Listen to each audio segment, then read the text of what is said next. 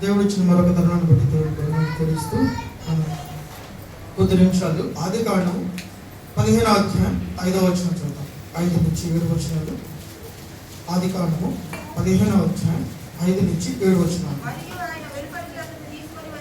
మరియు అతన్ని తీసుకొని వచ్చిన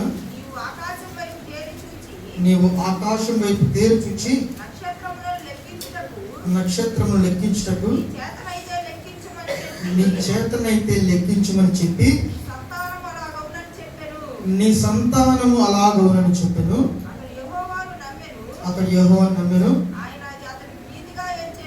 ఆయన అది అతనికి నీతిగా ఇచ్చెను. మరియు ఆయన నీవు ఈ దేశమును స్వతంత్రించుకున్నట్లు దాన్ని ఇచ్చుటయు కల్దీయుల ఊరు పట్టణంలో నుండి నేను యువతలకు తీసుకొచ్చిన యెహోవాను నేనే. చాలు. ఇక్కడ మీరు చూస్తే ఈ మాటలకు వెళ్లే ముందు కొన్ని విషయాలు మీకు నేను జ్ఞాపకం చేయాలని ఇష్టపడతా ఉన్నాను. మనందరికి తెలుసు ఏంటంటే ఇందులో చేతులెత్తాల్సిన అవసరం లేదు. చాలామంది అప్పు తీసుకొని ఉండొచ్చు కదా, అప్పు ఇచ్చుండవచ్చు. అప్పు తీసుకున్న వాళ్ళు, అప్పు ఇచ్చిన వాళ్ళు దేని బేస్ చేసుకుని ఇస్తారంటే, సపోజ్ చిన్న అమౌంట్ అనుకోండి, పర్వాలేదులే అనుకుంటే అది కొద్ది అమౌంట్ అయితే మాట మీద ఇచ్చేస్తారు కదా. మాటనే హామీగా తీసుకొని ఇద్దరు వ్యక్తుల మధ్యన అప్పు అలాంటివి జరుగుతూ ఉంటుంది. అరే ఇచ్చేస్తాను, పలానా రోజు ఇచ్చేస్తాను, ఇంకొచ్చి అంటే అది చిన్నది అయితే మాట మీద ఇచ్చేస్తాం. సపోజ్ పెద్ద అమౌంట్ అయితే ఆ ప్రమాణం వాళ్ళ మధ్యన ఆ హామీ ఉంది కదా, అది చాలా సీరియస్ అనుకోండి, చాలా పెద్ద మొత్తం. నాకు తెలిసిన ఒక తమ్ముడు నాడు, వాడు కష్టపడి ఆటో కొనుక్కుందామని చెప్పేసి డబ్బులు పోగేశాడు. ఆల్మోస్ట్ ఒక 1 lakh రూపీస్ చేశాడు. పోగేసి తల్లిదండ్రులు చాలా కష్టంగా ఉన్నారు.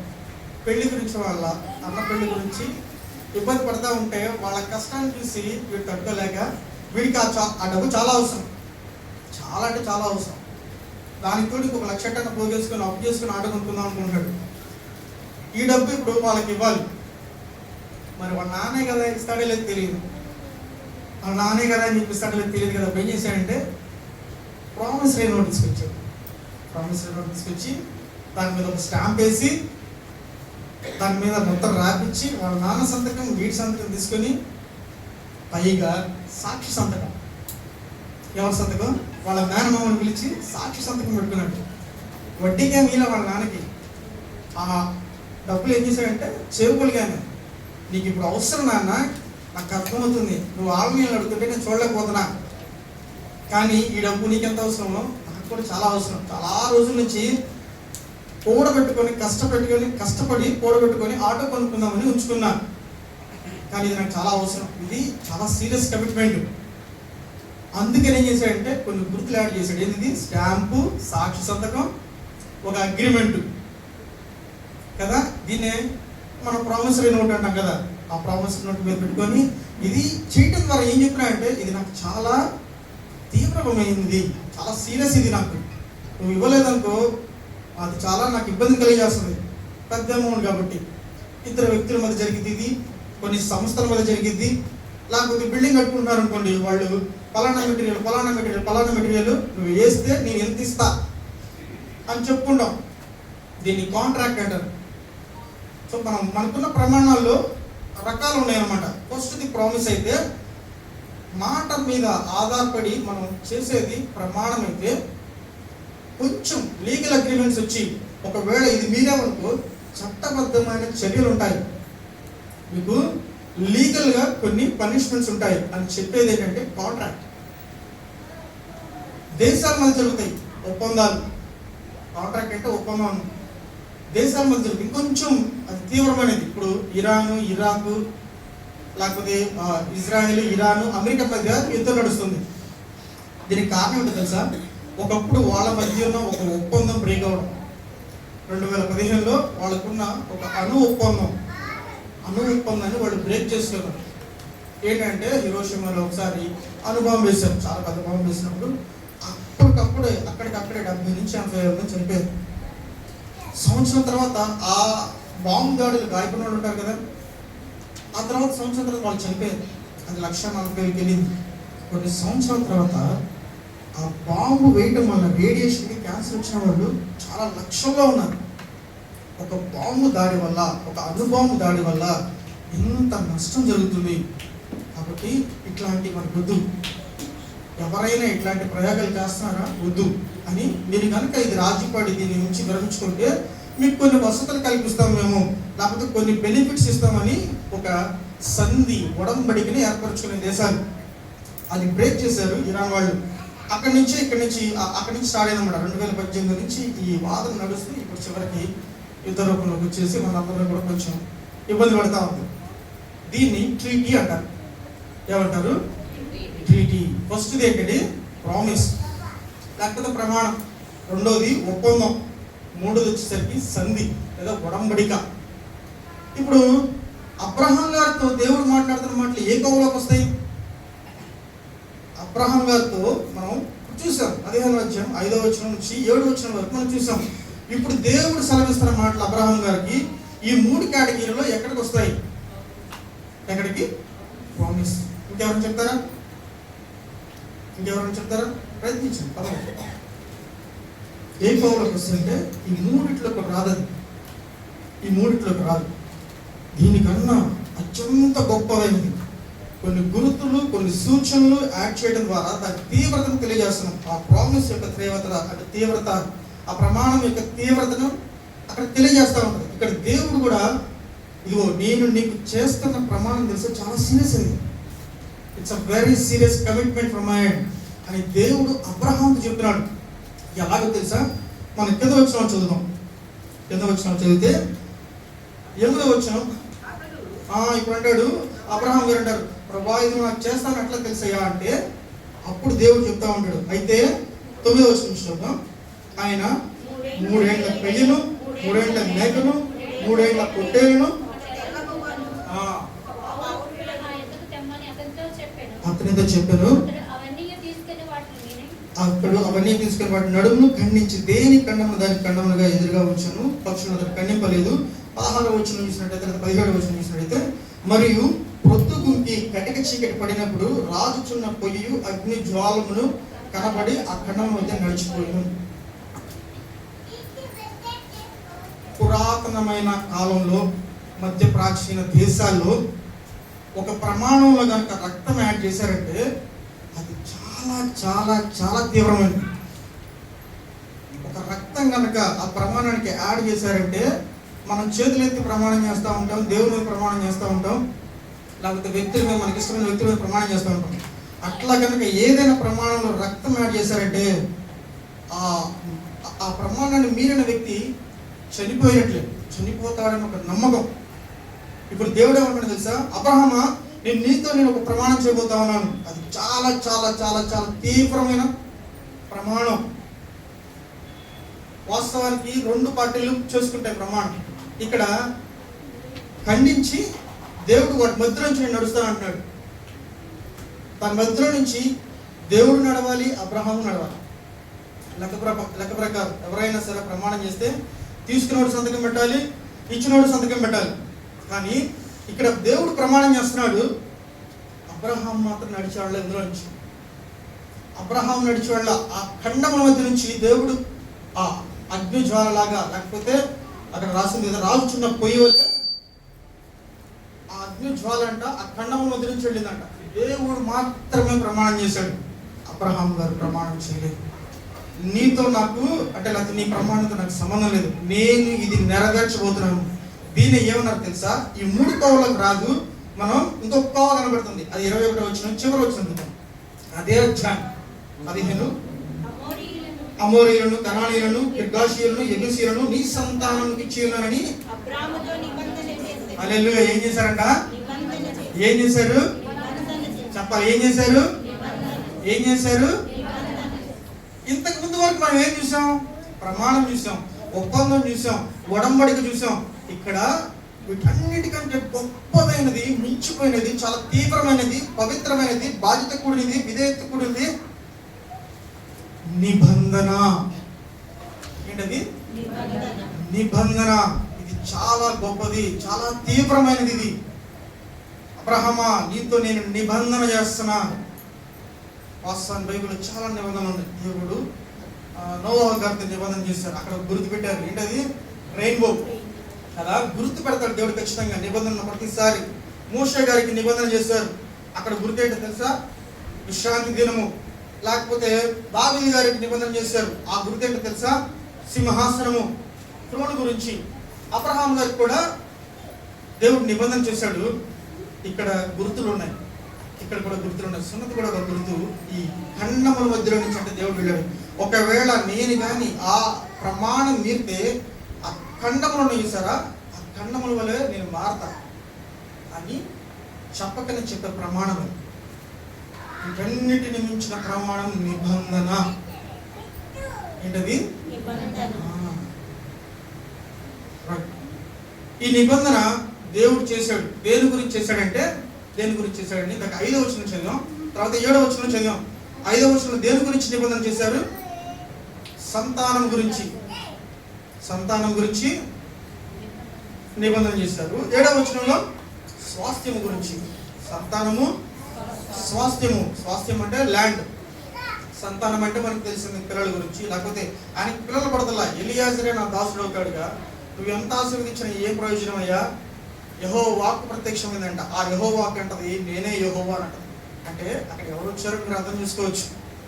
యెహోవా వాక్కు అంటే రైట్, అదొక ఎదురుపడదు. అక్కడ యెహోవా వాక్కు వచ్చి నువ్వు బాగా ఆశీర్వదింపబడతావయ్యా, నీకు అధిక బహుమానం కలిగింది అన్నప్పుడు ఈయన నిరుత్సాహపడిపోయి, నువ్వు ఏమిస్తే ఏం ప్రయోజనం లేదు ప్రభా, నాకున్న పెద్ద పొడవుడే కానీ నాకు ఒక వారసుడు అయ్యేది అని అన్నప్పుడు, లేదు లేదు లేదు, ఎలియాజరు కాదు నీకు వారసుడు, నీకు గర్భాన్ని పుడతాడు, ఈ గర్భవాసియే నీకు వారసుడు. దానికి ప్రమాణం ఇది. ఆ ప్రమాణం ఏంటంటే ఇదిగో ఖండము నుంచి వెళ్తా. పాపం అక్కడ అబ్రహాం గారు మనం నిందిస్తూ ఉంటారు చాలా మంది. ఆయన నిద్రపోయాడు, అందుకే శోభన వచ్చింది, 400 సంవత్సరాల పాటు వాళ్ళు ఐగుప్తులో బానిసలు చేరారు అంటారు. మీరు సరిగ్గా చదివితే అట్లాంటి వివరణ ఏం లేదు. మరి ఎక్కడి నుంచి తెలియదు కానీ ఆ వివరణ ఏం లేదు. ఆయన పాపం మెలుగుగా ఉండే వాటి మీద ఆ కళేబరం పక్షులు వాళ్తుంటే అంటే రాబోయే గద్దలు వాళ్తా ఉంటే మెలుగుగా తోలేడు అని బైబిల్ చెప్తాం. కానీ మరి అబ్రహాం గారు మనం నిందిస్తూ ఉంటాం, ఆయన కొన్ని చేయలేదు, కొంత మెలుగుగా లేడు, అందుకని వీళ్ళు బానిసత్వంలోకి వెళ్ళారు, శాపంలోకి వెళ్ళారు అని చెప్పేసి ఉంటాం. లేదు లేదు, అక్కడ దేవుడు నిబంధన చేస్తున్నాడు. నిబంధన చేస్తున్నాడు. అబ్రహాం గారు మెలుగుగా ఉన్నారు, జరిగించేంత వరకు రాత్రి వరకు కూడా మెలుగుగా ఉండి ఆ ప్రమాణం కోసం వెయిట్ చేస్తా ఉన్నారు. రైట్, మీరు 21:31 చూసినట్లయితే నేను సింపుల్ గా చెప్పామని చెప్పేసి ఆశపడుతూ ఎక్కువసేపు చూసుకుంటా ముగించడానికి ఇష్టపడతా ఉన్నా.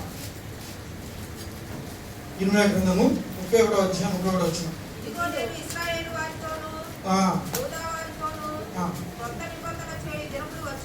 రైట్, ఇదే యెహోవాకు, అది ఐగుప్తులో నుండి వారిని రక్షించుటకై నేను వారిని చేయి పట్టుకున్న దినమున వారి పితరులతో నేను చేసిన నిబంధన వంటిది కాదు. నేను వారి పెనిమిటినైనను ఆ నిబంధన భంగం చేసుకుని ఇక్కడ ఇదే యెహోవాకు. ఇక్కడ 32వ వచనం చూసినట్లయితే ఈ నిబంధన ద్వారా ఏమంటాడు తెలుసా దేవుడు? ఈ నిబంధన పవిత్రమైనదని ఒక్కొక్క మాట. వివాహం అన్ని విషయంలో ఘనమైనది, పాన్పు నిష్కమైనదని చెప్పేసి మనం చూద్దాం కదా. అలాగే 2వ అధ్యాయం తీయదురండి, అక్కడ వివాహాన్ని కూడా నిబంధనతో పోల్చారు. వివాహాన్ని కూడా నిబంధనతో పోల్చారు. ఈ నిబంధన ఎంత మటుకు అంటే, వినాలండి, ఈ నిబంధన ఎంత మటుకు అంటే వివాహంతో ఎందుకు పోల్చారంటే జీవితాంతం కూడా. జీవితాంతం కూడా. కాంట్రాక్ట్ అంటే ఏమనుకున్నాం? అవతల ఓడిని ఇచ్చేస్తే నేను ఇచ్చేస్తాను. నిబంధన చూడండి, నిబంధనలు 2 రకాల నిబంధనలు ఉన్నాయి. కండిషనల్ అంటే షరతులతో కూడినది, అన్కండిషనల్. ఇక్కడ అబ్రహాం గారితో కనబడింది అన్కండిషనల్ కోవనండి. నువ్వు నడవలేదు అబ్రహాము, కానీ నేను చేస్తా, ఖచ్చితంగా నేను చేసి తీరుతా. నేను అదే ఆ మాట నెరవేర్పు మనకి గల్తీలు పాస్వర్డ్ అయిపోతే గల్తీలు రాసిన 3వ అధ్యాయం, గల్తీలు రాసిన పత్రిక 3వ అధ్యాయం 2వ వచనంలో అక్కడ ఉండదు. గల్తీలు రాసిన పత్రిక 3వ అధ్యాయం 2వ వచనం, లేకపోతే 29వ వచనం చెబుతారా? అక్కడ ఏముంటది అంటే, ఒకవేళ నువ్వు క్రీస్తు సంబంధం అయితే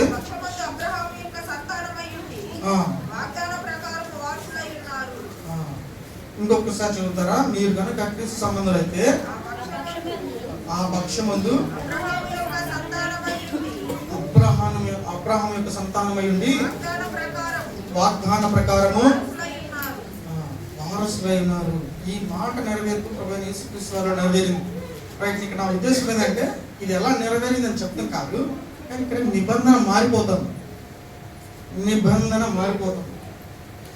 అబ్రహాం గారితో చేసిన నిబంధన దాని నెరవేర్పు ఇక్కడ క్రీస్తు ప్రభువైన యేసుక్రీస్తు వారి ద్వారా నెరవేర్చబడింది. ఇప్పుడు ఇందాక 31 వచ్చిన చదువుకున్నాం, యెర్మయా గ్రంథం 31:31లో క్రొత్త నిబంధన ఇవ్వబోతున్నాను నేను. పాత నిబంధన లాంటిది కాదు, దానికన్నా శ్రేష్టమైన నిబంధన. దానికన్నా మనం 4 రకాలు చూసాం ఇప్పటివరకు. దానికన్నా శ్రేష్టమైన నిబంధన అక్కడ కనబడుతుంది. ఏదో ఒక చదువుదామా? 31:31.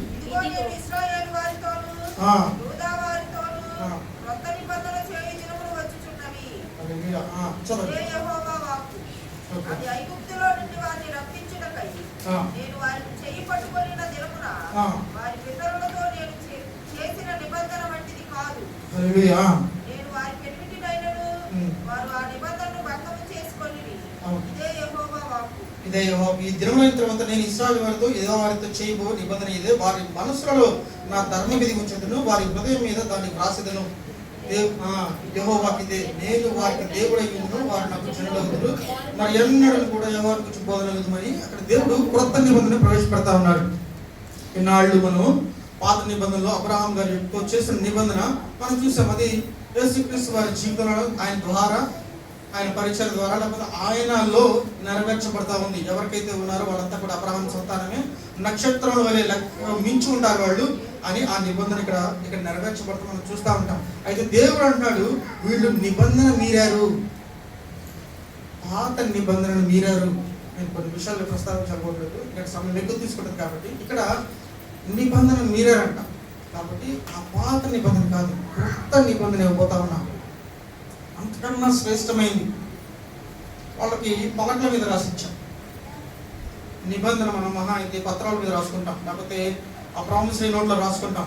పాతకాలంలో పలకల మీద రాసుకుంటారు, పలకల మీద ఆజ్ఞలు ఇవ్వబడే. ఇవన్నీ మనకు తెలిసినాయి కదా. ఇక్కడ దేవుడు ఏమంటాడంటే, హృదయం అనే పలక మీద నాకు ఆ నిబంధన రాయబోతున్నాను. అవతల వాడు చేయాల్సిన అంటే ఇప్పుడు ఏంటంటే బాధ్యత మాత్రమే ఉంటుంది.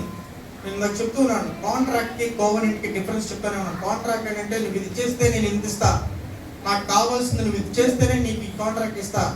బేరాలు ఉంటాయి, షరతులు ఉంటాయి. దేవుడి దగ్గర బేరాలు ఉండవు. దేవుడి దగ్గర బేరాలు ఉండవు. దేవుడు ఏమంటాడు తెలుసా, నిబంధన నేను ఇస్తా, నువ్వు కనుక దీన్ని యాక్సెప్ట్ చేస్తే దానిలో విధేయత ఉండాలి, బాధ్యత కలిగి ఉండాలి, దానిలో ఉన్నవి నువ్వు నెరవేర్చాలి, నువ్వు దాని ప్రకారం నడవాలి అని దేవుడే ఆహ్వానిస్తాడు. నీ సైడ్ నుంచి నా సైడ్ నుంచి మనం లేదు ప్రభావ నువ్వు నాకు కనుక ఎంత ఆస్తి ఇస్తేనే నేను చర్చకొస్తానంటే అది దేవుడి నిబంధన కాదు. మన సైడ్ నుంచి ఏ కండిషన్స్ పెడతానికి లేదు. దేవుడు మాత్రమే రాసిస్తాడు, దేవుడు మాత్రమే శాసిస్తాడు. ఇది కనుక నీకు అంగీకారం అయితే నువ్వు ఈ నిబంధనలో పాలు పంచుకో, నీ ఇష్టం. ఒకవేళ నువ్వు నిబంధనలు కనుక పాలు పంచుకోకపోతే దానికి సంబంధించిన పరవేశాలు చాలానే ఉంటాయి, అవన్నీ మనకి తెలియదు కావు. ఈ నిబంధనలో దేవుడు మళ్ళా ఆహ్వానిస్తాడు. కొన్నిసారి నేను నిబంధన చేసినప్పుడు జనాలు మీరారు కాబట్టి ఈసారి కొత్త నిబంధన ఇవ్వబోతున్నా. ఆ కొత్త నిబంధన ఏంటో తెలుసా? కొత్త నిబంధన ఏంటది మనందరికి తెలిసిందే. మనం ఎప్పుడు ప్రతిసారి తీసుకుంటూ ఉంటాం కదా. ఏంటది? నెలలో ఒకసారి ప్రభు బల్ల తీసుకుంటూ ఉంటాం కదా. కొరింథీయులకు రాసిన మొదటి పత్రిక 11:23 నుంచి మనం చూద్దాం. ఇంకా 10 నిమిషాలు ఉంది, ఇబ్బంది లేదు, 10 నిమిషాలు బాగుంటుంది. నేను మీకు అప్పగించిన దాన్ని ప్రభువు వలన పొందితిని. ప్రభువైన యేసు తాను అప్పగింపబడిన రాత్రి ఒక రొట్టెను ఎత్తుకొని కృతజ్ఞతాస్తుతులు చెల్లించి దానిని విరిచి, ఇది మీ కొరకైన నా శరీరము, జ్ఞాపకము చేసుకొనుటకై. కొంచెం జాగ్రత్తగా ఉండండి.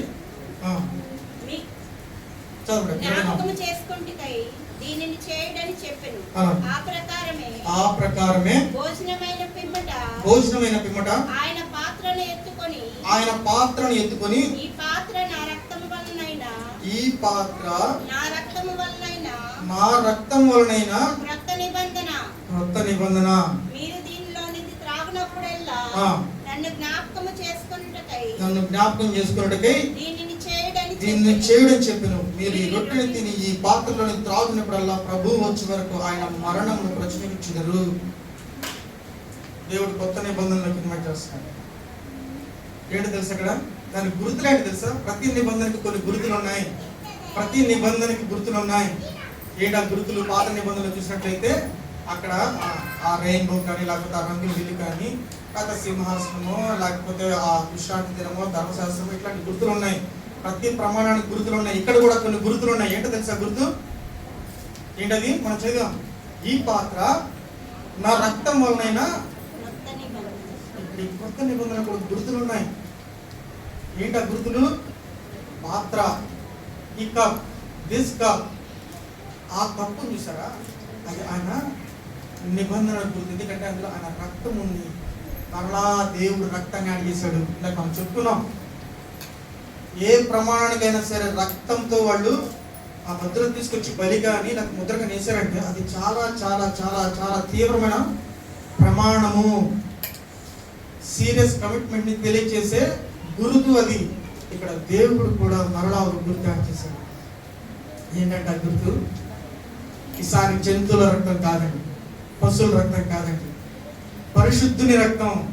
దేవుడే శరీరుడిగా వచ్చి ఆయన రక్తంతో ముద్రేశాడు. హల్లెలూయా. ఆయన రక్తంతో ముద్రేసి ఇదిగో మరలా అంతకన్నా శ్రేష్టమైన నిబంధన చేస్తున్నా.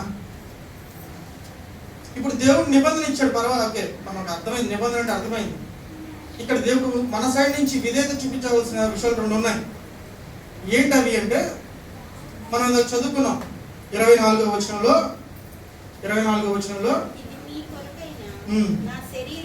నా శరీరము దేనికోసం చేస్తున్నాం? ప్రతి నెల మనం దేనికోసం చేస్తున్నాం? చెప్పండి, అలా చెప్పండి. దేనికోసం? నాకు చెప్పిన కూడా మళ్ళీ డౌన్ అయిపోయింది. దేనికోసం చేస్తున్నాం? కొంచెం మధ్యలో వాళ్ళు ముందు కూడా చెప్తారా? దేనికోసం చేస్తున్నాం మనం? ఇది చాలా సీరియస్ కమిట్మెంట్ అండి. దేవుడు మనకి ఇచ్చిన సీరియస్ కమిట్మెంట్. కాబట్టి దాని గురించి నేను మరలా అడుగుతున్నాను. దేనికోసం చేస్తున్నామంటే దేవుడిని జ్ఞాపకం చేసుకోవడం. అంటే దేవుడిని మర్చిపోయామా మనం? ఏమండి, దేవుడు మర్చిపోయామా? లేకపోతే కళ్ళు మూసుకొని సండే ఆధారం తెచ్చుకొచ్చి ప్రభా అని అనుకోవడం కోసమా? అది గుర్తు చేసుకోవడం కోసమా? జ్ఞాపకం చేసుకోవడం అంటే ఏంది? ఈ మాటకి మూలం కనుక మనం చూసినట్లయితే గ్రీక్ లో పదం వాడారు. ఆ పదానికి అర్థం ఏంటంటే ఆయన మరణంలో నేను పాలుభాగస్తున్నవడం, ఆయనతో పాటు నా జీవితాన్ని నేను అలైన్ చేసుకోవడం. అంటే అలైన్ చేసుకోవడం అంటే ఏం చెప్తామందని, ఒక పట్టా ఉంది, రైల్వే పట్టాలు ఉన్నాయి కదా, రెండు ఉంటాయి కదా. ఒక టైం ఇంకొకలాగా, ఇంకో టైం ఒకలాగా ఉందనుకో బండి వెళ్తుందా? వెళ్ళదు కదా. ఆ పట్టా తగ్గట్టుగా రెండు పట్టా వేస్తారు, దాన్ని ఏమంటారు? ఆ ట్రాక్ వేస్తారు కదా. ఇక్కడ ఒక ట్రాక్ వేస్తారు, యేసుక్రీస్తు వారు ఆ ట్రాక్. ఈ ట్రాక్ తగ్గట్టుగా నేను ఉంటాను, ఈ ట్రాక్ తగ్గట్టుగానే నేను ఉంటాను, జ్ఞాపకం చూసుకుంటా అంటే అది నా జీవితాన్ని మార్చుకుంటాను. ఈ నిబంధనలో కనుక నేను పార్టిసిపేట్ చేస్తే, ఈ నిబంధన కనుక నేను అంగీకరిస్తే, ఈ నిబంధనలో కనుక నేను ప్రవేశిస్తే, నేను నీ నిబంధన మనిషినైతే, నిబంధన ప్రజనైతే నేను ఎలా ఉంటాను తెలుసా?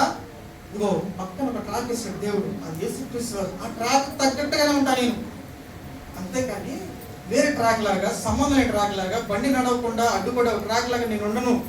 మరి ప్రతి నెలలో మొదటి ఆదివారం కొన్ని చోట్ల ప్రతిరోజు తీసుకుంటాం, అంటే ప్రతి ఆదివారం తీసుకుంటా ఉంటాం, కలుసుకున్న ప్రతిసారి తీసుకుంటా ఉంటాం. మరి ఈ నిబంధనలు మనం ఎంతవరకు మనం నెరవేరుస్తున్నాం? ఎంతవరకు విధేయత చూపుతున్నాం? పాత నిబంధనలో ప్రజలు చేసిన తప్పునే మరలా మనం చేస్తున్నామేమో అని అంటే మీరు ఇబ్బంది ఫీల్ అవుతారని అనట్లేదు, కానీ మధ్య కొంచెం మొహమాటంగా మాట్లాడాల్సి వస్తుంది. ముక్కుసూడిగా మాట్లాడితే ఎవరు అంగీకరించారు కాబట్టి చేయట్లేదు. ఆ నిబంధన చాలా ఈజీగా తీసుకుంటాం. దేవుడు మాత్రం చాలా తీవ్రమైనదిరా బాబు, నీ నీతో చేసిన కొత్త నిబంధన, చాలా సీరియస్ కమిట్మెంట్ ఇచ్చాను నేను నీకు, కానీ నీ సైడ్ నుంచి మాత్రం నువ్వు ఆ కమిట్మెంట్ ఇవ్వలేకపోతున్నావు. జ్ఞాపకం చేసుకున్నానంటే నా కోసం అంతే, బస్ అంతవరకే. అది కాదు, ఆ జ్ఞాపకం చేసుకోమని చెప్పట్లా బైబిల్. ఆ ట్రాక్ కు తగ్గట్టుగా నేను మలుచుకో. ప్రభు యేసుక్రీస్తు వారి సిలువలో ఖండములుగా ఖండించబడ్డాడు, లేకపోతే గొర్రె పిల్లగా వధించబడ్డాడు. ఆ రక్తంతో, ఆయన రక్తంతోనే ఇదిగో ముద్రేశాడు, క్రొత్త నిబంధన అన్నాడు. దానికి తగ్గట్టుగా నిన్ను నువ్వు మలుచుకోవాలి, మార్చుకోవాలి. నీ ఆలోచన, నీ క్రియలు, నీ ఆచారాలు, నీ కులాలను తీసి పక్కన పెట్టాలి. క్రొత్త నిబంధన ఎందుకు పిలిచాడు తెలుసు దేవుడు? రెండో పాయింట్లోకి వచ్చేసాం. ఏదది? 24లో మనం దేనికోసం? జ్ఞాపకం చేసుకోవడం కోసం. రెండోదంట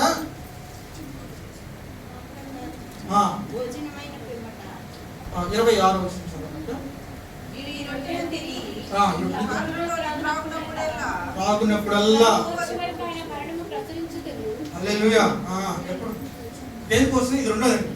ఆ నిబంధనలో 2 విధేయతలు చూపించాలని దేవుడు సెలవిస్తున్నాడు. ఒకటి జ్ఞాపకం చేసుకోవాలి, రెండోది ఆయన వచ్చే వరకు కూడా ఆయన మరణమును ప్రచురించాలి, ప్రచుర చేదురు. రెండవ కండిషన్, లేకపోతే రెండవ విధేయత చూపించాల్సిన విషయం ఏంటో తెలుసా? ఆయన వచ్చేంత వరకు కూడా నువ్వు మరణాన్ని ప్రకటించాలి. ప్రభు నా పాపముల కోసం, లోక పాపముల కోసం ఆయన మరణించాడని, ఆయన మరణాన్ని గురించి మనం ప్రకటించాలి, ప్రచురం చేయాలి.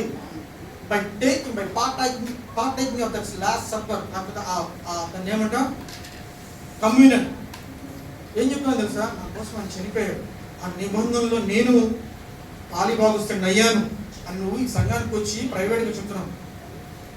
తర్వాత ఏం చేస్తాను తెలుసా? ఆయన మరణాన్ని ప్రచురించాను. మనకి తెలుసు, పేతురు రాసిన పత్రిక 2వ అధ్యాయం 9వ వచనం ఉంటుంది కదా. అయితే మీరు చీకట్లో నుంచి ఆశ్చర్యకరమైన తన వెలుగులోకి మిమ్మల్ని పిలిచిన వారి గుణాతిశయములు ప్రచురం చేయ నిమిత్తము ఏర్పరచబడిన వారును, రాజులైన యాజక సమూహమును, పరిశుద్ధమైన జనమును, దేవుని సొత్తైన ప్రజలా ఉన్నారు. ఒకప్పుడు దేవుడు ప్రజగా లేరు, కానీ ఇప్పుడు మీరు దేవుని ప్రజగా ఉన్నారు. ఒకప్పుడు కనికరింపబడలేదు, ఇప్పుడు మీరు కనికరింపబడుతున్నారు. ఈ నిబంధన వలన దేవుని ప్రజగా మనం మారాం. నిబంధనాజనులం. ఎవరైనా మనం నిబంధనాజనులం. అసలు ఈ మాట ఎప్పుడో వాడేసింది. కొన్ని సంవత్సరాల క్రితం ఒక పాట అన్నప్పుడు నాకు చాలా ఆశ్చర్యం వేసింది. బైబిల్ ఇంత బాగా స్టడీ చేసి పాటలు రాస్తారా? కానీ మనం చాలా తక్కువ పాడతాం. రాజావారి సాంగ్, నిబంధనాజనులం నిరీక్షణాదనులం. అంటే చాలా పాటలు చాలా చిన్నగా ఉంటాయి. మీరు చదవండి ఒకసారి. ఒకవేళ పాట రాకపోతే అందులో ఆయన వాటి పదాలు, బైబిల్లో ఉన్న సిద్ధాంతాలు, బైబిల్ ఒక విశ్వాస ప్రమాణాలు. ఆ పాట వింటున్నప్పుడు నాకు చాలాసార్లు చాలా ఆశ్చర్యం వేసింది. మనం కొన్నిసార్లు పాత పాటలను పక్కన పెట్టేస్తాం, కానీ బైబిల్ చదివి లేకపోతే అనుసరించి ఆ పాటలు ఎట్లా రాశారో, ఒక పండితుడు రాసినట్టు రాశాడు ఆ పాట. ఏం నిబంధనాజనులు అంటే మాట అండి, ఆశా మనిషి. నిబంధనాజనులం. ఎవరైనా ఇంటి చూసి క్రిస్టియన్ అన్నాడు అనుకోండి, నేను నిబంధనాజనుడిని, నిబంధనలు ప్రజని, దేవుని ప్రజని అని గుర్తు చేసే మాట. ఒక ఆయన ఈ ముంబైలో జరిగిన ఇన్సిడెంట్. అఫ్కోర్స్ రోడ్డు మీద చాలా యాక్సిడెంట్ జరుగుతూ ఉంటాయి. కారు మీద వాకింగ్ వేసుకున్న అతను క్రిస్టియన్.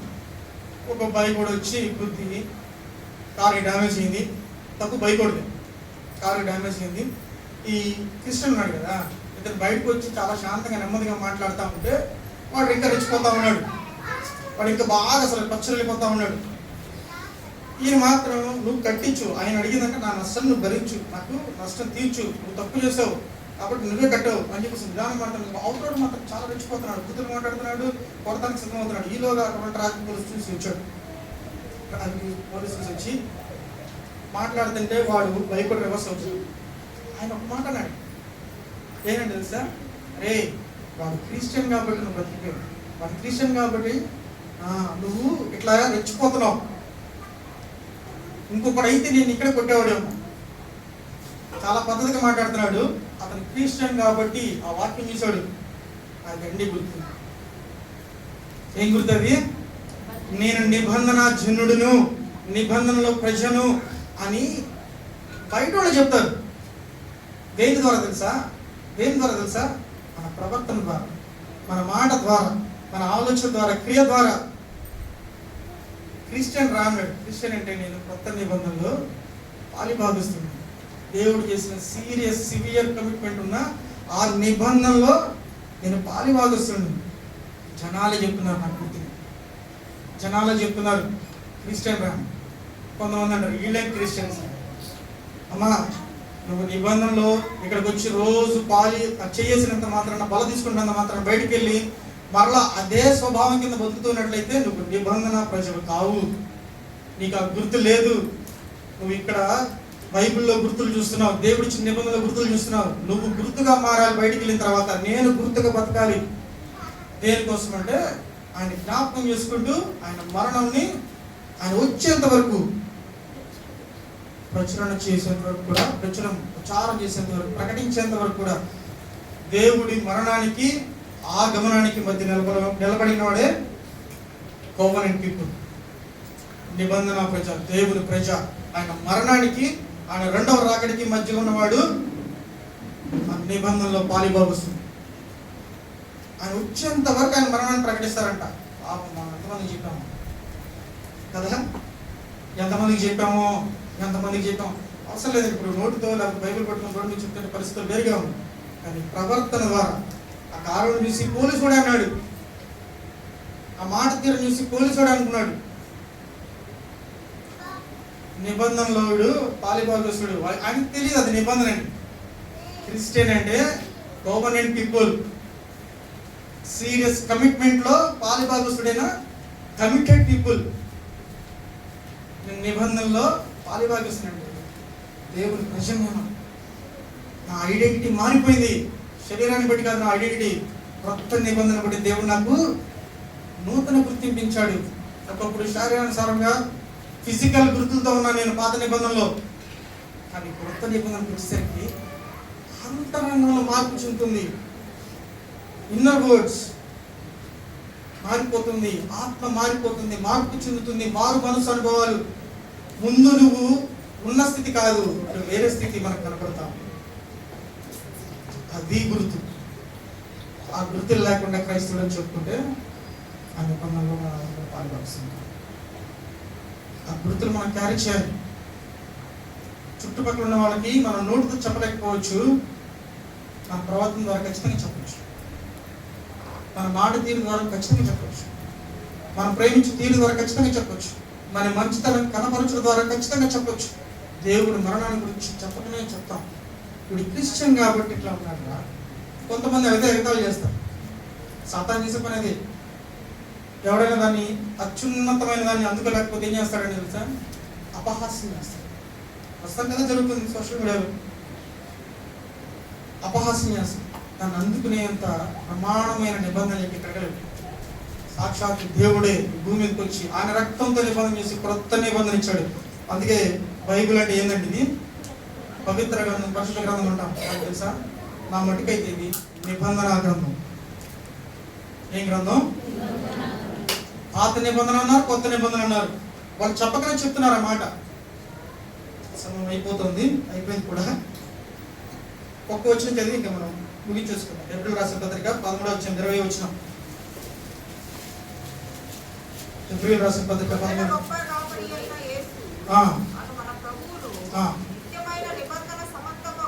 హల్లెలూయా. ఈ మాట చెప్తానికి అంటే గుర్తు చేయడం కోసం నేను తీసాను ఈ మాట వచ్చిన. దేనికోసం? ఏ నిబంధన అంటే ఇది? నిత్యమైన నిబంధన. కొద్ది కాలం ఉండే నిబంధన కాదండి, నిత్యమైన నిబంధన. ఎటర్నల్ కోవెనెంట్, ఎటర్నల్ నిత్య నిబంధన. చదవండి, అవకాశం చదవండి.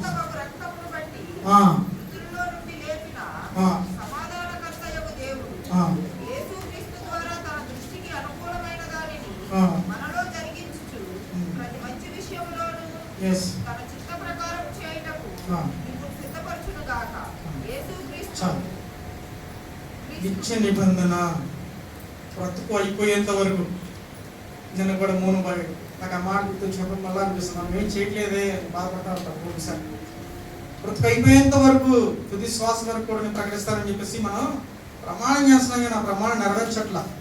పాలిభాగస్తులు అవుతున్నాం, వచ్చి పనులు చేసి దాక్ష రసం తీసుకుంటాం, రొట్టె తీసుకుంటాం, బయటికి వెళ్ళి ఇష్టానుసారి బతుకుతున్నాం, గుర్తులు లేకుండా బతుకుతున్నాం. మళ్ళీ క్రైస్తవం అని చెప్పుకుంటాం. అది పాత నిబంధన అక్షర నియమం అయితే కొత్త నిబంధన ఆత్మ నియమం. పాత నిబంధన ఏంటది? అక్షరం చంపుని కానీ ఆత్మ జీవింపచేయని బైబిల్ చెప్తుంది. దేవుని మాట సవరిస్తాం. మనమందరం కూడా ఇప్పుడు ఆత్మ నియమంలో ఉన్నాం, కొత్త నిబంధనలో ఉన్నాం. చాలా సీరియస్ కమిట్మెంట్. అక్కడ జంతువుల మధ్య దేవుడు వెళ్తే ఇప్పుడు దేవుడే సాక్షాత్ శరీరాన్ని ఖండించుకొని ఆయన శరీరం మధ్య కూడా ఆయనే వెళ్ళాడు. చాలా సీరియస్ కమిట్మెంట్ ఇది. ఆషామాషిగా తీసుకోవద్దు. ఆయన ప్రాణం పెట్టి నిబంధన చేశాడు. ఒక ప్రామిస్ నోటికి మనం పిలుస్తాం కానీ ఆయన చేసిన ఆయన శరీరాన్ని ప్రామిస్ నోటికి మార్చుకొని ఆయన రక్తంతో రాసిన లేఖను మాత్రం మనం చాలా ఈజీగా తీసుకుంటాం. అది చాలా తీసుకోవద్దని మనం తెలియజేస్తూ దేవుడి కొద్ది మాట దీవించుకుంటాడు. ఇది అవకాశం ఇచ్చిన దేవదేవుడి కొన్ని తెలియజేసుకుంటున్నాను. అలాగే దైవజనుడు జోసఫ్ గారు కూడా తెలియజేసుకున్నాను. నా మాట ముగిస్తుంటాను.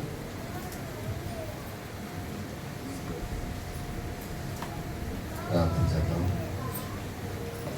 ప్రార్థన చేస్తున్నాం. తల మంచి కళ్ళు మూసుకుంటాం. తెలిసి ప్రార్థన చేద్దాం. యేసు రక్తమే హల్లెలూయా హల్లెలూయా హల్లెలూయా హల్లెలూయా హల్లెలూయా. ప్రభు సన్నిధిలో